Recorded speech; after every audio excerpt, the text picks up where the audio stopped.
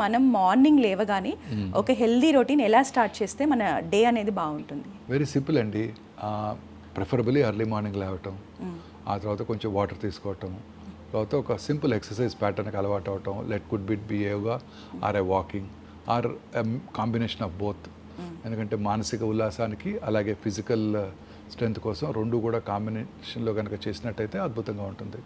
ఆ తర్వాత చక్కటి breakfast, preferably breakfast should give you energy for the whole day. So అది కార్బోహైడ్రేట్స్ అంటే ఫ్రూట్స్ లాంటివి, లేకపోతే సీరియల్స్ లాంటివి, ప్రాసెస్డ్ సీరియల్స్ కాకుండా మన ఇంట్లో మనం రెగ్యులర్గా తినే ఫెర్మెంటెడ్ ఫుడ్స్ అయితే ఇడ్లీ, దోశ లాంటివి చాలా మంచివి. బట్ చాలామంది ఇడ్లీ దోశ చాలా డేంజర్ అని చెప్తూ ఉంటారు కదా సార్? లేదండి, fermented foods are the best. మీరు జీవితాంతం ఈ రెండు వర్డ్స్ వినబోతున్నారు మేడం.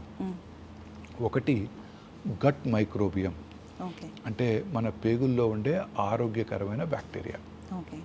రెండోది క్రానిక్ ఇన్ఫ్లమేషన్. ఈ రెండు words are going to be discussed at length in future మేడం. ఇక ప్రతి సైంటిస్ట్ కూడా ఈ రెండు వర్డ్స్ గురించి మాట్లాడుతూ ఉంటారు. గట్ మైక్రోబియం అంటే మన పేగుల్లో ఉండే ఆరోగ్యకరమైన బ్యాక్టీరియా.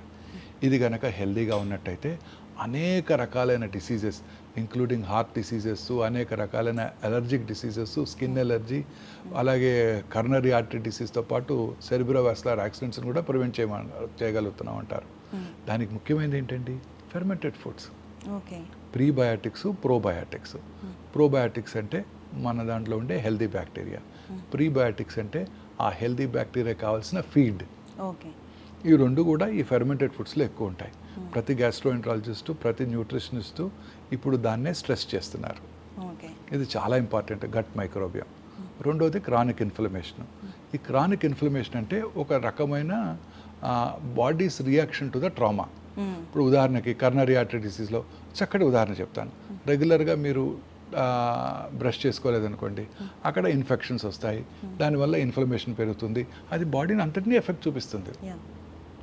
అలా అనేక రకాలుగా మనం తీసుకునే ఫుడ్స్ ఇన్ఫ్లమేషన్ పెంచుతుంటాయి. సో ఈ క్రానిక్ ఇన్ఫ్లమేషన్, దీనికి తెలుగు వాడు లేదు, మంట అని నేను రెగ్యులర్గా వాడుతూ ఉంటాను. Chronic inflammation. ఈ క్రానిక్ ఇన్ఫ్లమేషన్ కనుక తగ్గించడానికి ఈ ఫుడ్ ఐటమ్సే ఉపయోగపడతాయి.